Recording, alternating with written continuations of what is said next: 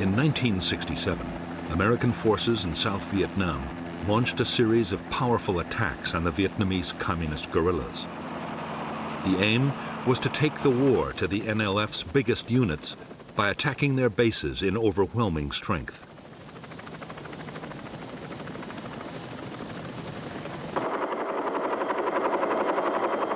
The Americans hoped that the guerrillas would stand and fight. They could then annihilate them with vastly superior firepower.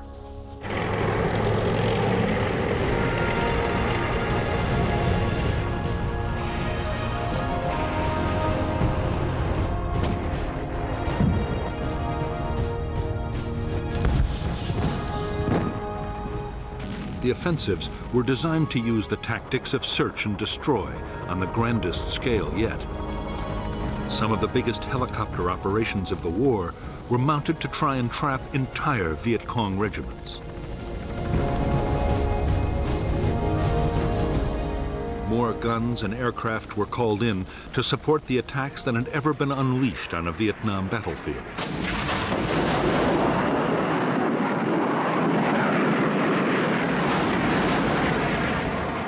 The Americans meant to damage the Viet Cong so badly they would be unable to carry on the war. In fact, the Americans would fail to wipe out the Viet Cong's biggest units.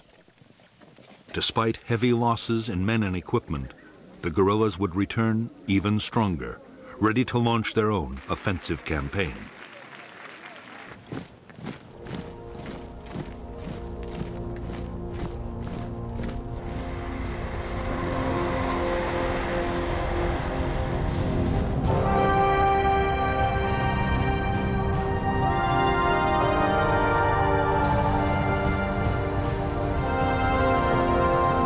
By mid-1965, the mission of American troops in South Vietnam was changing fast.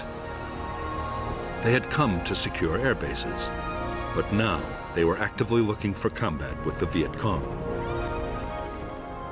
On May 18, 1965, the 173rd Airborne Brigade, the first U.S. Army infantry unit to arrive in Vietnam, began operations.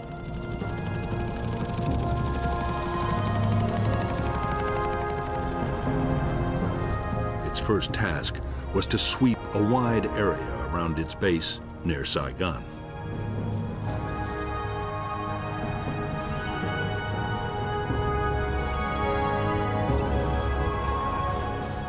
The 173rd met no real resistance. There were thousands of Viet Cong troops in the Saigon area, but they remained elusive.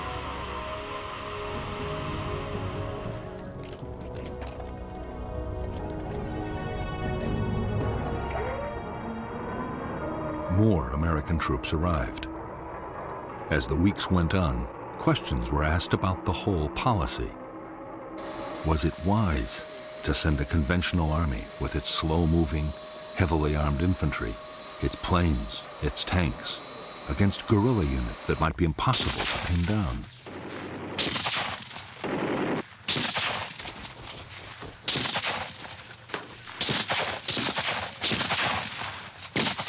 The U.S. commander in Vietnam, General William C. Westmoreland, insisted that the Army could find and beat the enemy. There were soon encouraging signs. In August 1965, in Operation Starlight, U.S. Marines surrounded a Viet Cong regiment of 2,000 men and defeated them in a full-scale battle.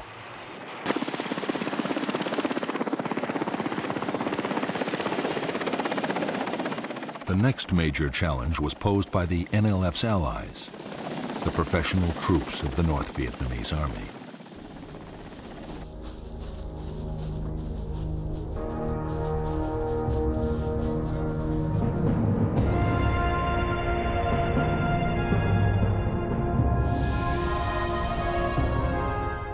By September 1965, two North Vietnamese Army regiments, the 32nd and the 33rd, had moved down the Ho Chi Minh Trail and infiltrated from Cambodia into South Vietnam. The 66th Regiment, was following close behind.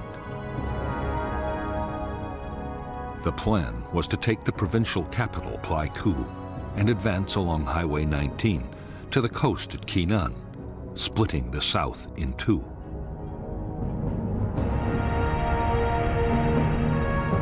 The Americans were determined to block the NVA's attempt to reach Kinan.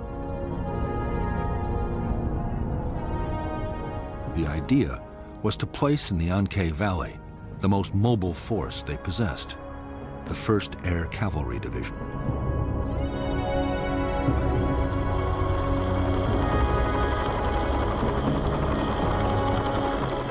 The Air Cavalry was the first formation anywhere in the world designed around the helicopter. The division was 15,000 strong and had 480 machines, 5 times the number of a normal infantry division. The whole idea had, until recently, been an experiment with an eye to any future war in Europe. No one really knew how it would work in a place like Vietnam.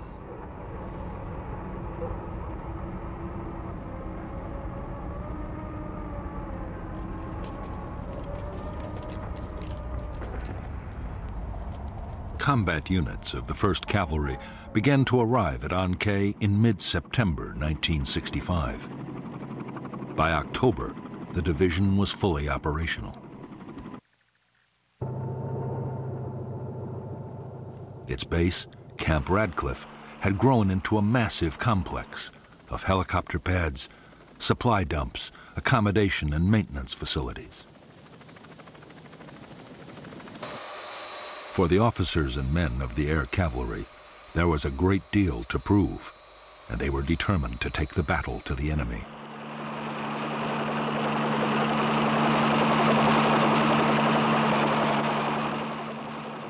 For their part, North Vietnamese Army commanders were just as keen for a fight as the Americans. Their 6,000 troops, already in the border area, meant to keep up the pressure on South Vietnamese government forces. At the same time, they aimed to find out how well U.S. troops would fight and how their own soldiers would cope with American weapons and tactics.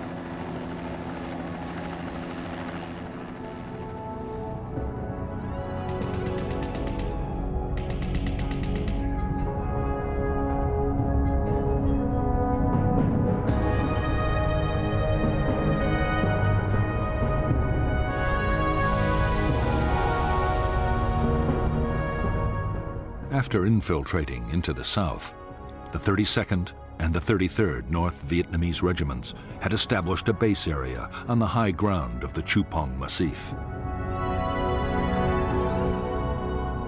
On October 20th, 1965, the 33rd Regiment laid siege to an American Special Forces camp at Plai Mai. After a siege that lasted 6 days, the South Vietnamese Army, backed by the U.S. Air Cavalry, secured that camp, and both NVA regiments withdrew to the Chupong. There, they meant to join with the newly arrived 66th Regiment before renewing their campaign.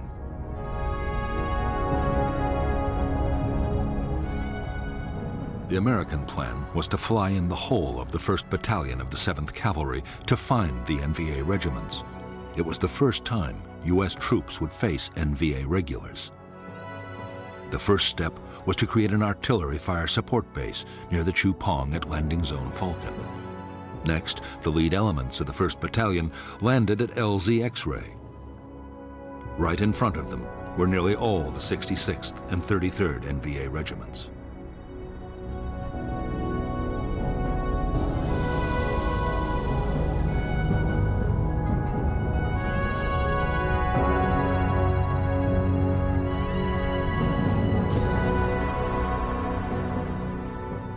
When Company B pushed towards the spur of the Chupong, it was attacked immediately, and a platoon was encircled. Company A was also pinned down by fierce fire before the rest of the 1st Battalion was landed.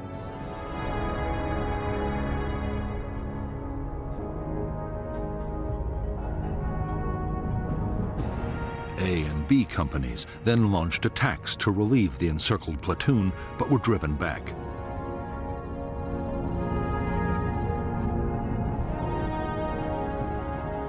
following morning, the Americans, reinforced by another company, were hit by waves of NVA troops. Heavy fire support wreaked havoc on the attackers, and by now another American battalion was on its way overland.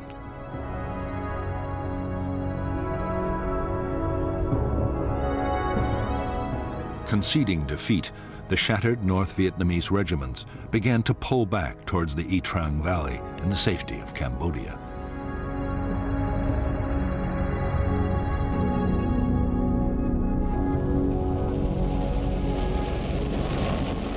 After the fight at LZ X-Ray, the Chu Pong was bombed by almost 100 B-52s, each unloading 17 tons of high explosives.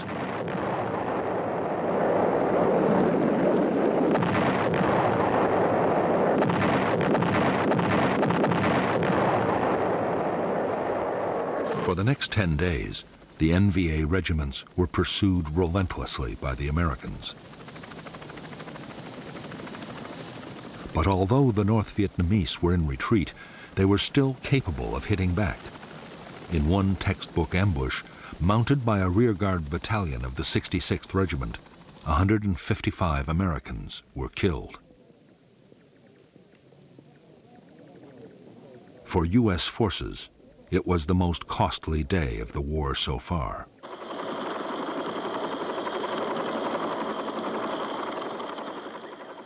In the Battle of the Y Trang Valley and the Pleiku operation, the 1st Cavalry Division lost 300 dead. But the NVA had suffered much worse. 1,300 North Vietnamese soldiers had been killed and many more wounded. It was a clear-cut victory for the Americans.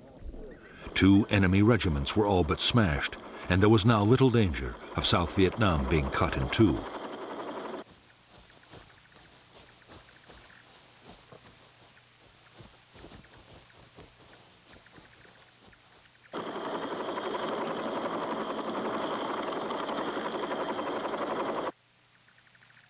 The Y Trang battle was a major boost for U.S. commanders. It seemed to prove their strategy was the right one.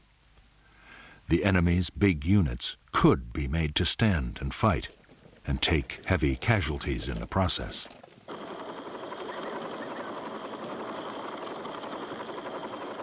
If the Communists could be forced into more battles like Y Trang, they would quickly suffer such losses they would have to abandon their whole campaign.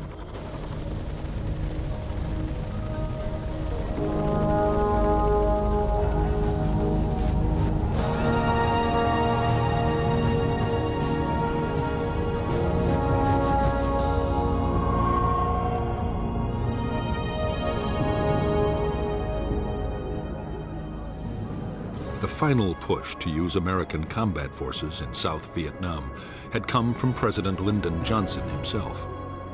Yet, he had never wanted to fight a war in Asia.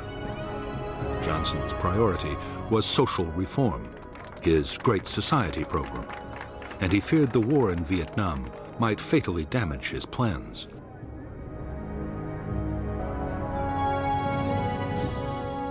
The problem for Johnson was that if the war grew unpopular, it could cost him the political support his program needed. On the other hand, if Vietnam was lost to communism, it would be just as damaging.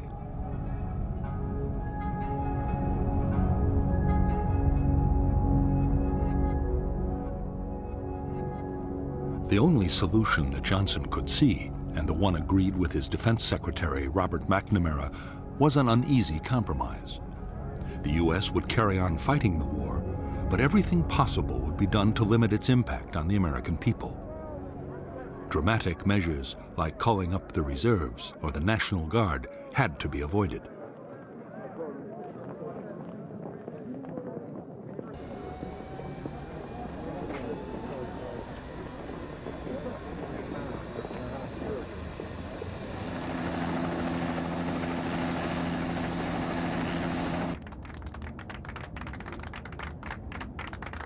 Above all, Johnson was determined to keep China and the Soviet Union out of the conflict in Vietnam. By now, both communist powers had nuclear weapons, and China had almost unlimited manpower.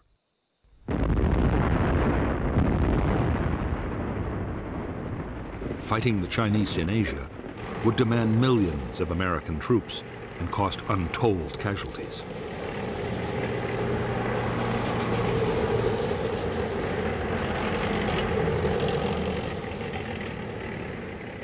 Johnson's solution was to fight a limited war. He restricted the bombing campaign against North Vietnam to personally approved targets. He also ruled out invading the North, no matter how much it backed the NLF.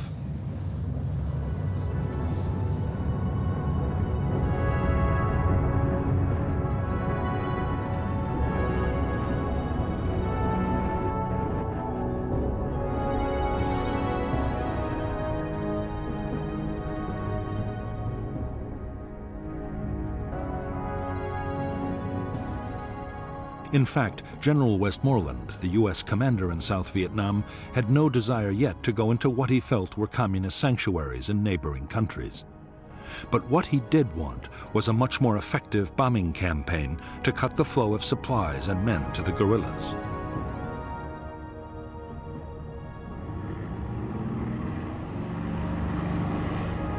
If that happened, Westmoreland was confident he could win. He would need more troops, but once he had built up his forces, he was sure he could seize the initiative.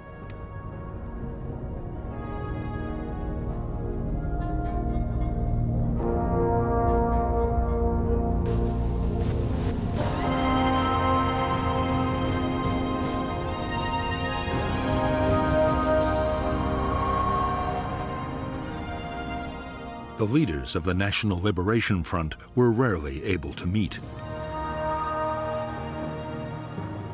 They were forced to gather in the strictest secrecy at a remote forest area near the Cambodian border.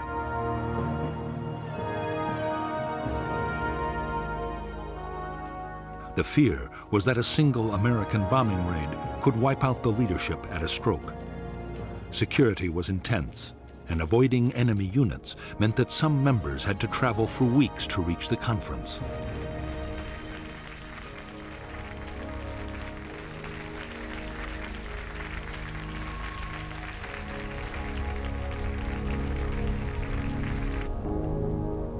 The Central Committee had 52 members and was led by the chairman, Nguyen Hue To. To was a French-educated lawyer and to many in South Vietnam, the acceptable moderate face of the Viet Cong.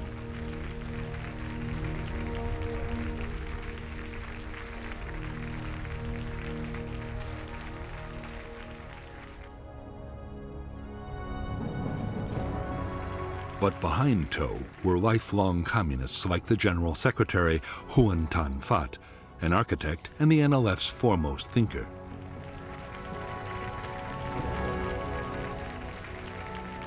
Another hardliner was the French-educated lawyer Tran Bu Kim, one of the NLF's founders.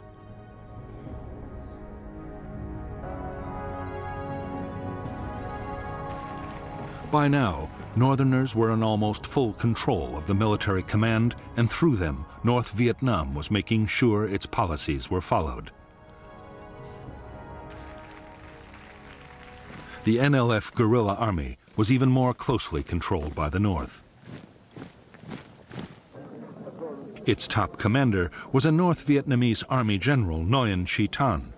Thanh was noted as a political firebrand and wanted to stay on the offensive, whatever the cost or the dangers.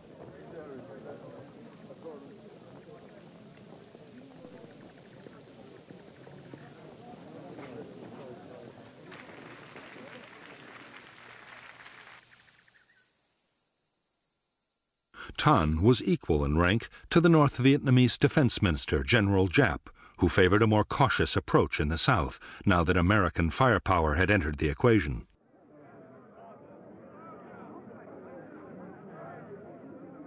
By the end of 1965, Giap was winning the argument. The result would soon be felt on the battlefields of South Vietnam.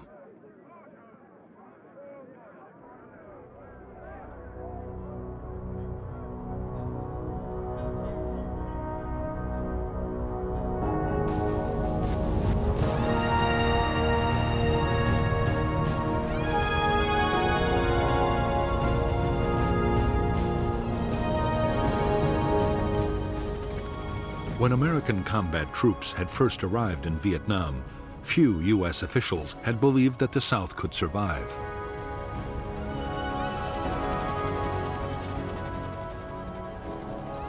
By the end of 1965, the picture had changed dramatically.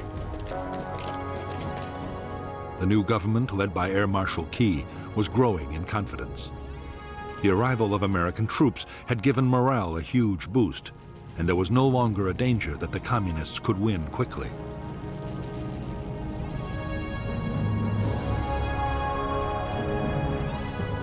For General Westmoreland, the next stage was to go on the offensive against the Viet Cong. His aim was to take on the enemy's big formations on the battlefield and eliminate them one by one.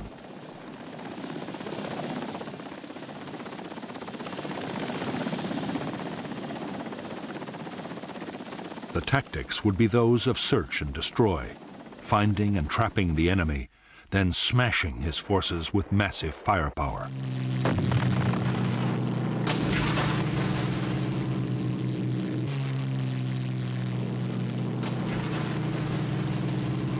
General Westmoreland's strategy would be to wear the Viet Cong down by relentless attrition. In battle after battle, Westmoreland meant to force the Viet Cong to sacrifice troops and materials faster than they could ever be replaced.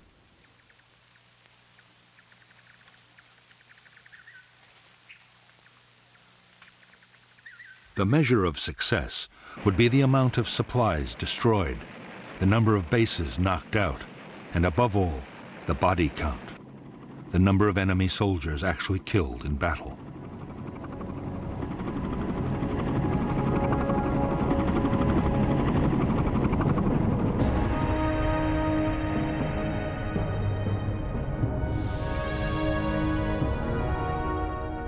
For defense, 4 national priority areas were agreed by the Americans and the South Vietnamese. The coastal provinces around Da Nang and Quy Nhon, and the central part of the Mekong Delta, and above all Saigon, the capital. These were to be first consolidated and then made the springboards for large-scale search and destroy operations against enemy units and base areas.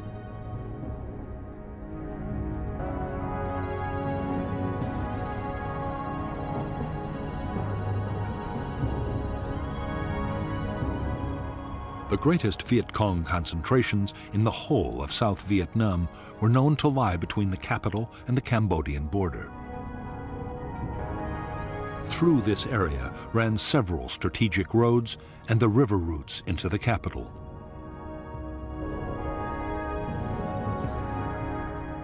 There were believed to be enemy bases in the Iron Triangle, War Zone C, and War Zone D.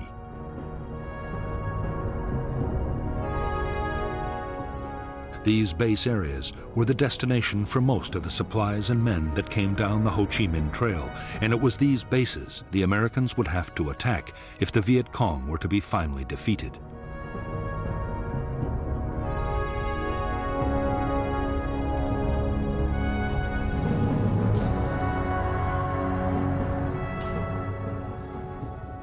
A key part of the American strategy was to stop the Viet Cong, replacing the men and supplies they lost in battle. The Commando Hunt bombing campaign was hitting the North Vietnamese transport system and the staging areas for troops infiltrating down to the south.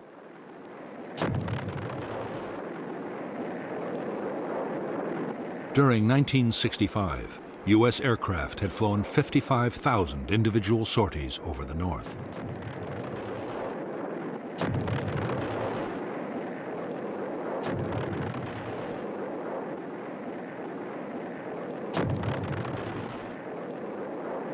In the South itself, the Americans meant to take over most of the fighting. The U.S. forces were better armed and trained than South Vietnamese government troops.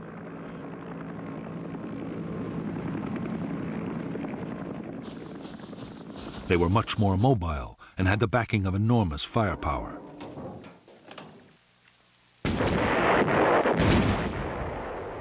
Meanwhile, to the intense frustration of many South Vietnamese army commanders, Government forces would deal mainly with local security. Only elite units would take part in offensive operations.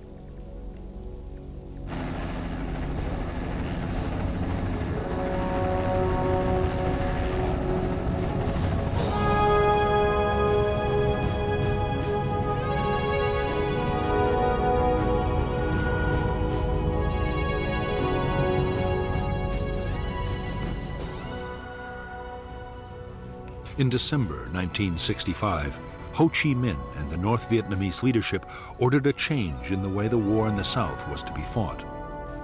From now on, the Viet Cong would avoid pitched battles with the Americans unless the odds were clearly in their favor. There would be more hit and run attacks and ambushes.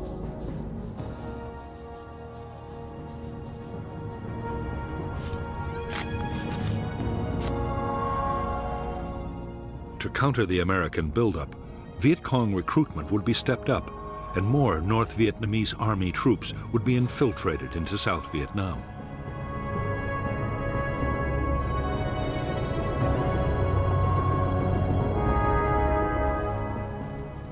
The Vietnamese communists, following the example of Chinese guerrillas before them, had always given the highest priority to creating safe base areas. They were training grounds, logistics centers, and headquarters.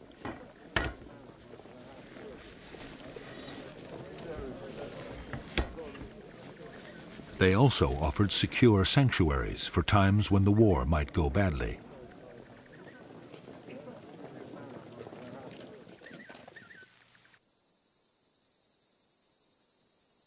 Hiding the base areas had always been a high priority for the Viet Cong.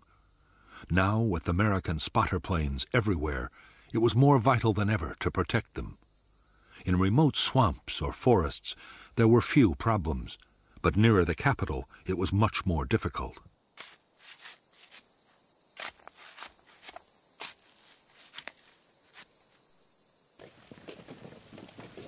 The answer was to build enormous warrens of underground tunnels.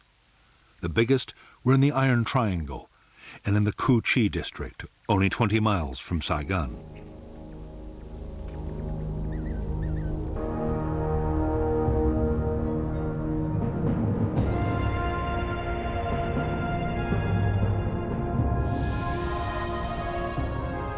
In the Cu Chi base area, any facility used by the guerrillas, like a conference room or training area, had almost instant access to the safety of underground.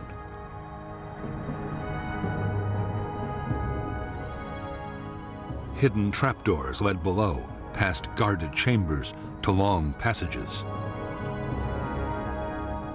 At regular intervals, branches led back to the surface and other secret entrances. Some openings were even concealed beneath the waters of streams or canals.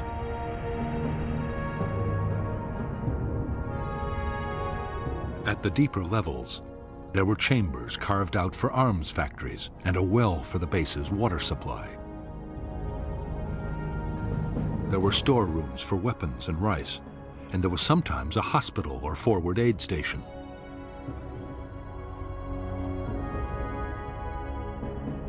Long communication tunnels connected the base with other distant complexes. Base kitchens were always near the surface, with long carved-out chimneys designed to diffuse cooking smoke and release it some distance away.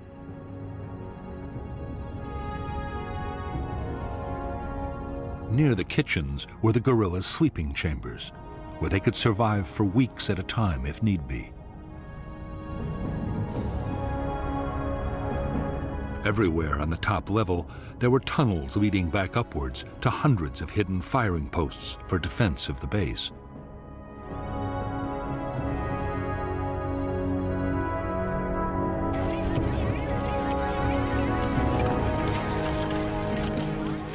The base area at Cu Chi was a vast network with 200 miles of tunnels. There were other complexes too, big and small, scattered all over the country. Each villager in an NLF area had to dig a meter of tunnel a day. There was even a standard handbook specifying exactly how tunnels were to be built.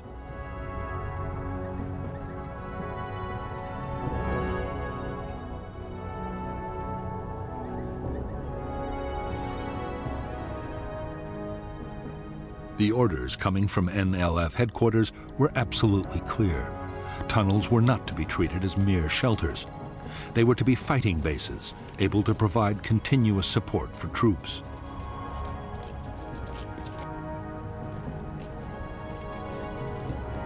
Even if the village was in enemy hands, the NLF beneath should still be fully capable of offensive operations.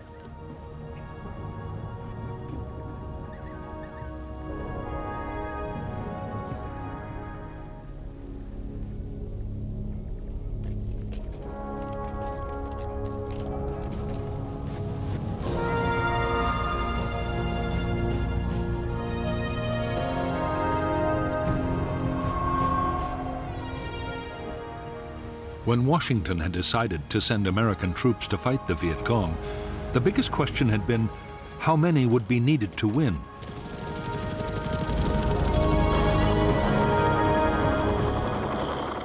Military planners accepted that to win a war against guerrillas, an army needed to outnumber them 10 or even 15 to 1.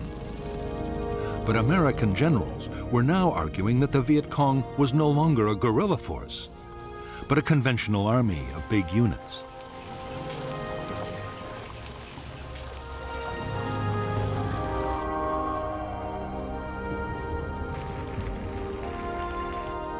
Because U.S. commanders were confident they were not fighting a guerrilla war, they saw no need for a 10-to-1 superiority in forces.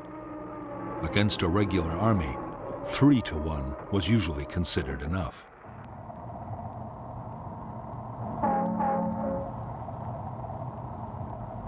400,000 U.S. troops, plus the South Vietnamese army, would be just sufficient to reach that target. The plan was to have most of the men in Vietnam by the end of 1966.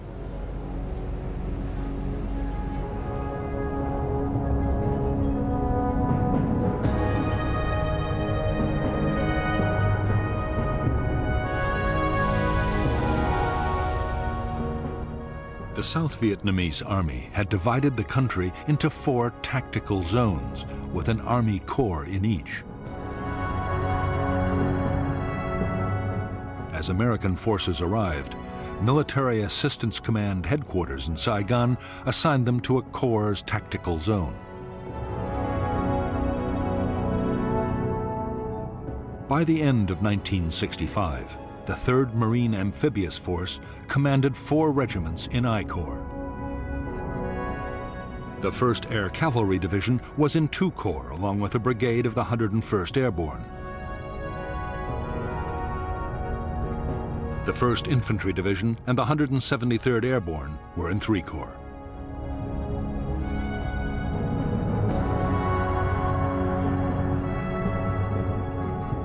During 1966, the plan was to build up U.S. strength by 2 Marine regiments, 3 Army divisions, an armored cavalry regiment, and 2 light infantry brigades.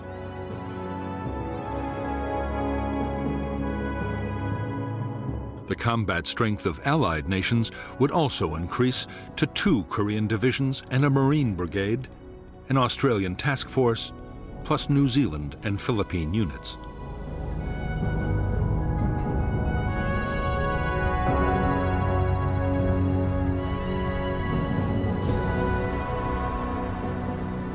By late December 1965, almost 150,000 U.S. troops had arrived in Vietnam. The Air Force had over 500 aircraft at 8 bases.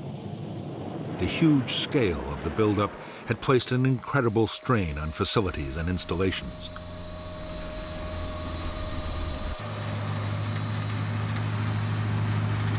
There was a frenzy of building as Army and Navy engineers, along with American civilian contractors, improved airfields, bases, and roads.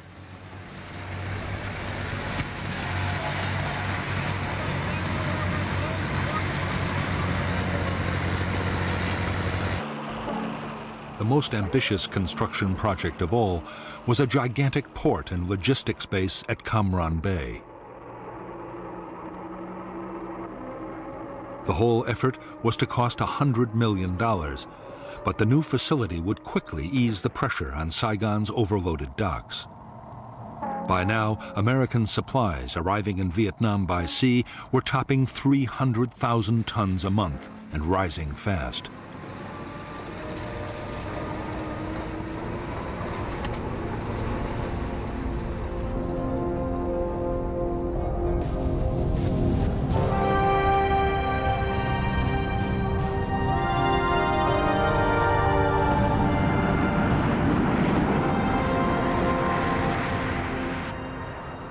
As the Cold War had produced one world crisis after another, the U.S. armed forces had been on a war footing almost continuously for 5 years. Budgets were generous, and all the services were superbly well equipped and trained.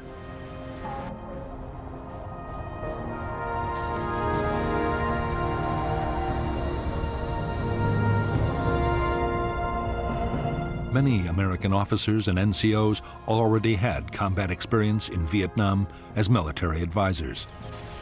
Most of the more senior personnel had fought in World War II and Korea.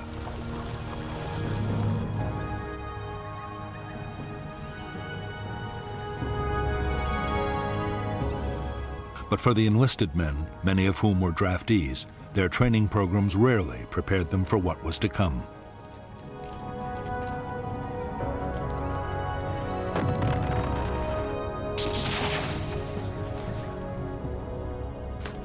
Even to the best trained soldiers, the reality of arriving in Vietnam could come as a shock. The climate was exhausting, with extremes of heat and humidity. The Vietnamese people and their culture were totally unfamiliar. Many American soldiers were from U.S. cities, and the lives of Southeast Asian peasants were beyond anything they knew.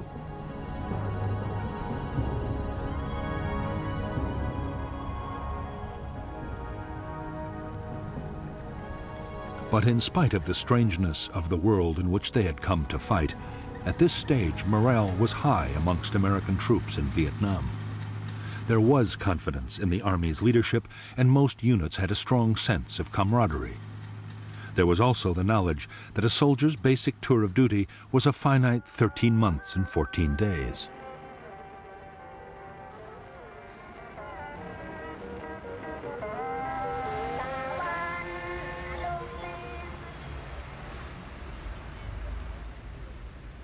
While thousands of Americans were getting their first look at Vietnam, the South Vietnamese Army was in its 6th year of war.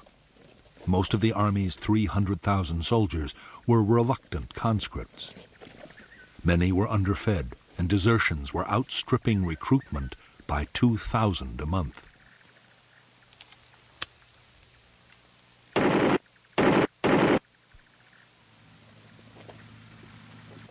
As for the officers, corruption was rife, and many sold their units food and supplies.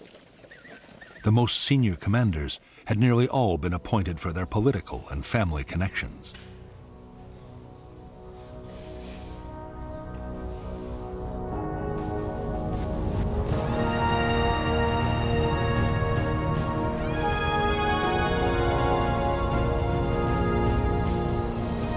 For years, the basic infantry weapon of the American soldier had been the M14 rifle.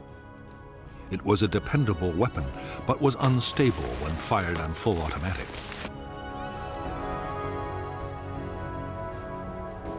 The M14 would stay in service with some units for a long time yet. But a new weapon was starting to reach the troops in Vietnam.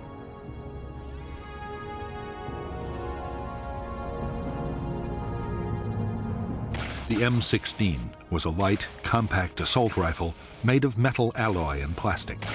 It was effective up to 400 yards and had a very high rate of fire.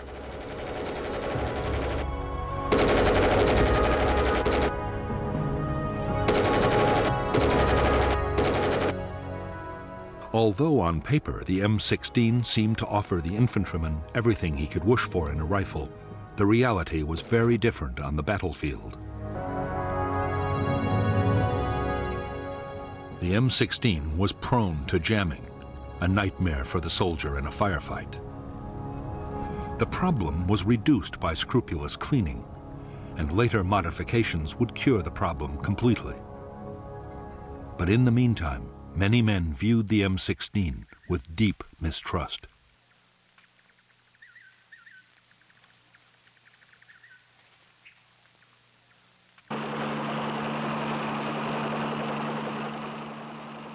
In an American infantry platoon, the most valued weapon of all was the M60 machine gun. The M60 could fire more than 100 rounds a minute and had a range of 1,000 yards. The gun was usually operated by a two-man crew, but it could also be fired from the hip.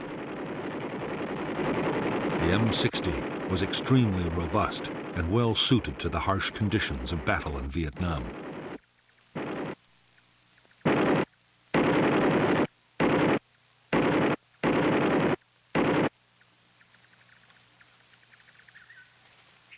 As well as the weapons they took with them into the field, American infantry could call on heavy fire support at any time.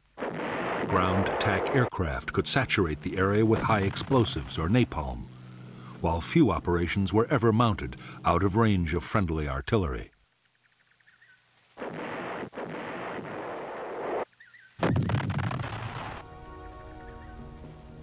Unlike aircraft, guns were not affected by weather or visibility, and they were extremely accurate. The biggest American artillery pieces, the 175mm howitzers, could destroy a target at a range of 20 miles.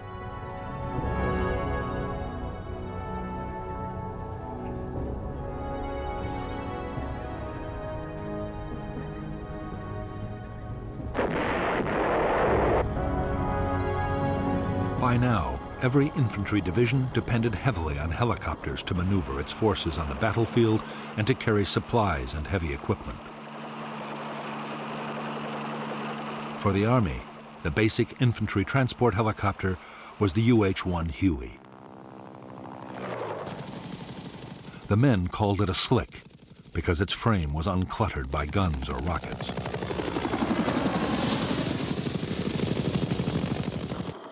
The Huey was able to carry 11 soldiers and their equipment. For protection, each helicopter had a door gunner with an M60.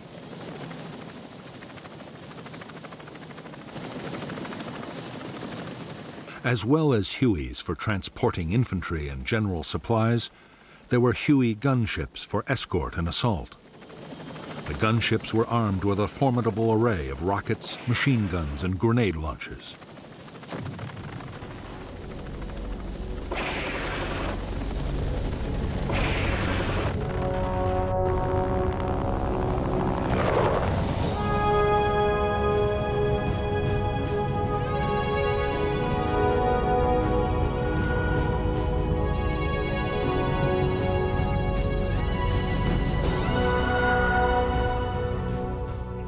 By the end of 1965, the total strength of the NLF and North Vietnamese Army units in the South had grown to 206,000 men and women.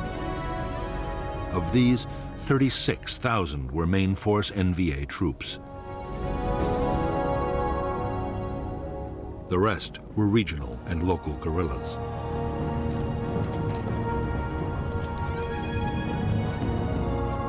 The main force Viet Cong units were used to launch large-scale offensives over a wide area. They were uniformed, full-time soldiers. Regional forces were also full-time, but they operated inside their own districts. If necessary, their units could come together to make bigger formations for a large-scale attack. If enemy pressure became too great, they could break again down into smaller units and scatter.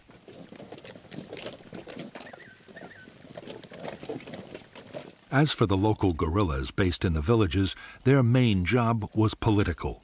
They were a constant reminder of the armed presence of the Viet Cong and worked to increase local support.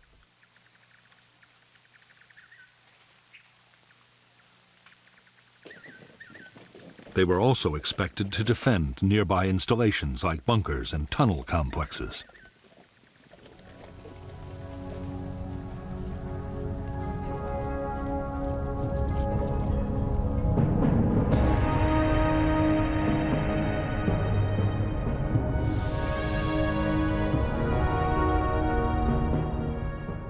Viet Cong forces were commanded by the Central Office for South Vietnam, near the Cambodian border.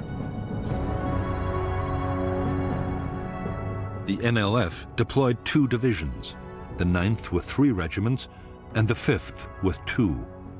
4 more regiments were independent main force units.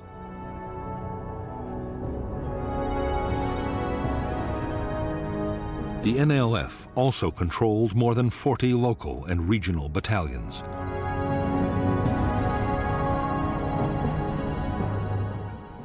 Further north, all communist operations were run by the North Vietnamese Army. The NVA deployed 3 divisions and 9 independent regiments.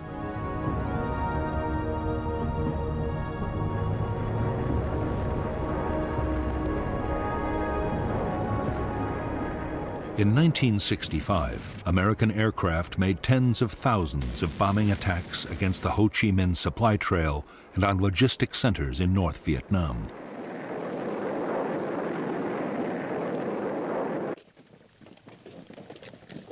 In spite of their efforts, the Viet Cong were getting more weapons and reinforcements from the north than ever before. The average Viet Cong unit was now better armed than at any time in the movement's history.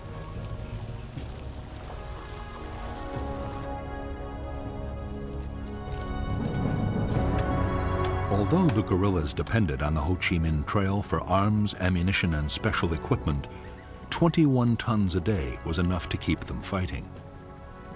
Their other needs were met inside South Vietnam.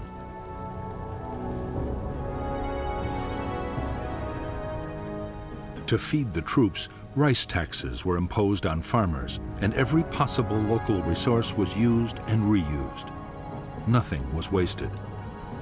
Even the American supplies and containers left behind on the battlefield were put to some military purpose.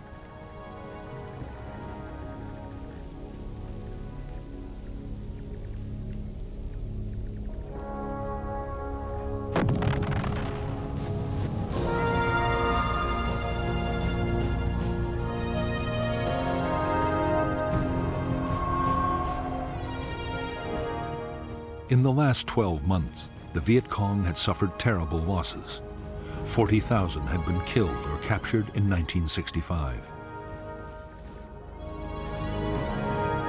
Yet the casualties had little effect on Viet Cong fighting strength. Losses in main force units were easily made up from the ranks of the local guerrillas.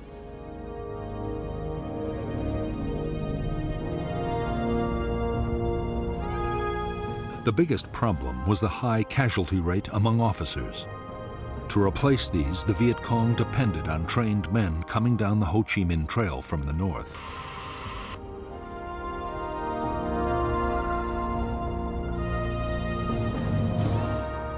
One in 10 Viet Cong were now northern, and the Viet Cong was increasingly run by the northerners right down to the village level.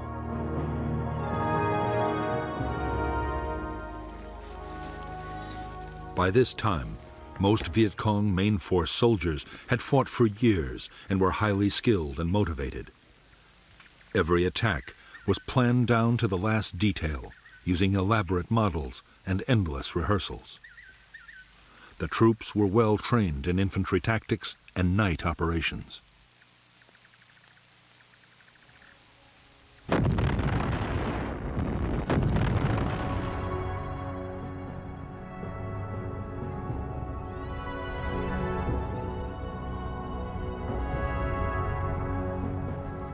They were also masters of camouflage.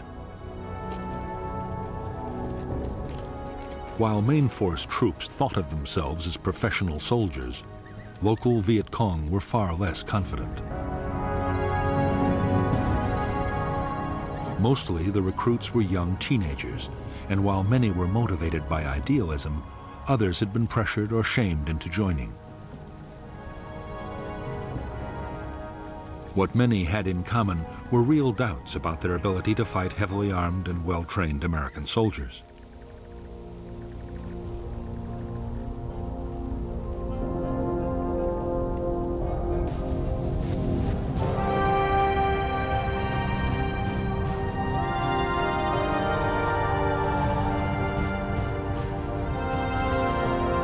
Most main force Viet Cong troops were now armed with a superb assault rifle. The AK-47 was a Russian design copied by the Chinese. It was comparable to the American M16, but it had fewer moving parts. The stock was wood, not plastic, and was far more reliable in Vietnam's testing conditions. The AK-47 also had the advantage of a 30-round magazine compared to the 20 of the American rifle. The Viet Cong had a range of effective Soviet and Chinese light and medium machine guns. They also had heavy machine guns, though never enough.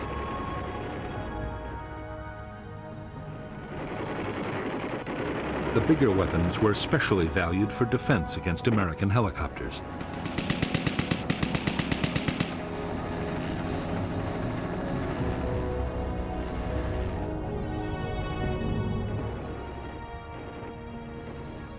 For destroying armored vehicles or bunkers, the Viet Cong had highly effective rocket-propelled grenades and recoilless rifles. Mortars were also available in large numbers and had the advantage of being very easy to transport.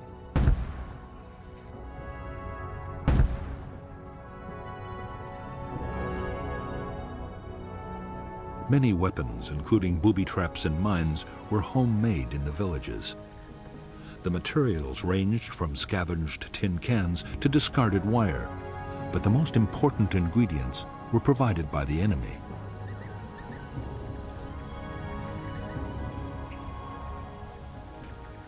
In a year, dud American bombs could leave more than 20,000 tons of explosives scattered around the Vietnamese countryside. After air raids, volunteers retrieved the duds, and the dangerous business of creating a new weapon began. In 1966, locally made devices would kill more than 1,000 American soldiers.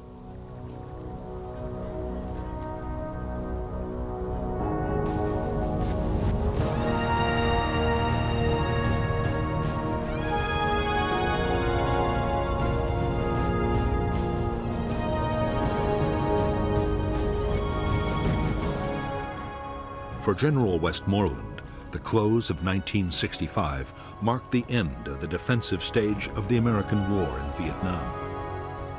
In the coming year, he meant to complete his buildup. Then he would launch the full-scale offensives that would lead to final victory.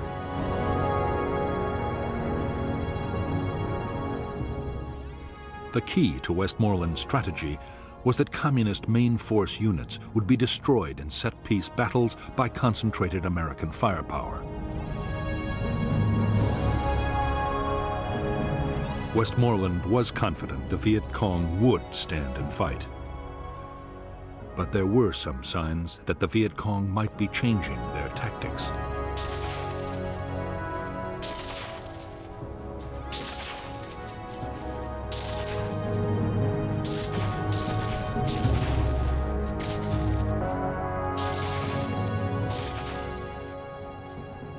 In the last weeks of 1965, the Viet Cong concentrated their attacks on poorly defended targets, like isolated outposts and remote towns.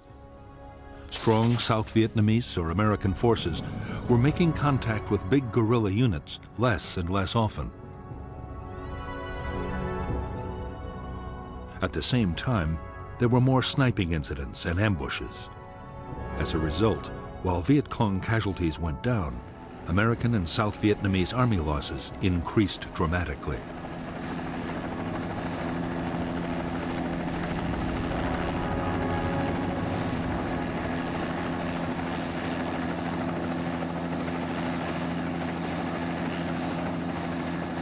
There was even more disturbing news in store for American commanders as 1965 came to a close. Washington's Defense Intelligence Agency reported that the Rolling Thunder bombing campaign against North Vietnam was failing.